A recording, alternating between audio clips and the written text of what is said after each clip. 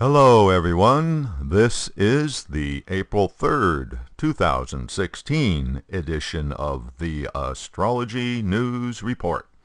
I'm Ron Berger, your guide to what's happening in the zodiac. So let's take a look at the upcoming planetary patterns and predictions. What's on the celestial agenda for April 3rd to April 10th and beyond. This is the week of the new moon, which occurs on Thursday, April 7th at 24 degrees Pisces.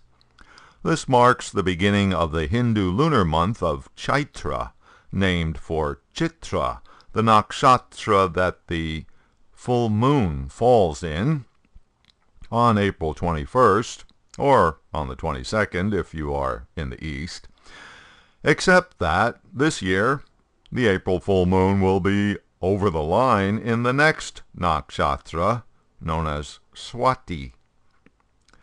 The quality of the lunar month takes on the characteristics of the lunar sign of the full moon, in this case Swati, which is the sign associated with the wind.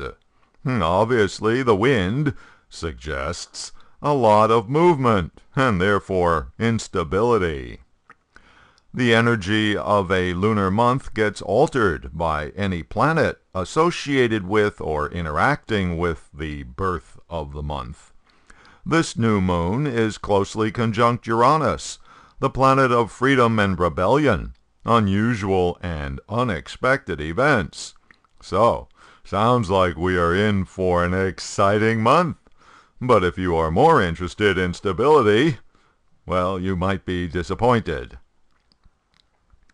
This Pisces new moon has a special signification in traditional Vedic astrology. It marks the beginning of the astrological new year, or one of the new years, as there are several different ones depending on what sort of use they are put to. In this case, the Chaitra New Year is used for making predictions for outcomes related to mundane astrology. That is, the astrology of nations and world events. The way that this works is a chart is cast for the exact time of the Chaitra new moon at the location we want to get predictions for, typically the capital city of the country in question. The resulting chart is then interpreted according to the rules for reading the charts of nations.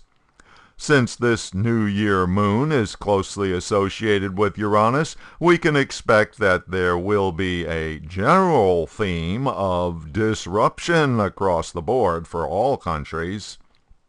So, let's take a look at the Chaitra new moon chart for Washington, D.C. and see what it says for the USA.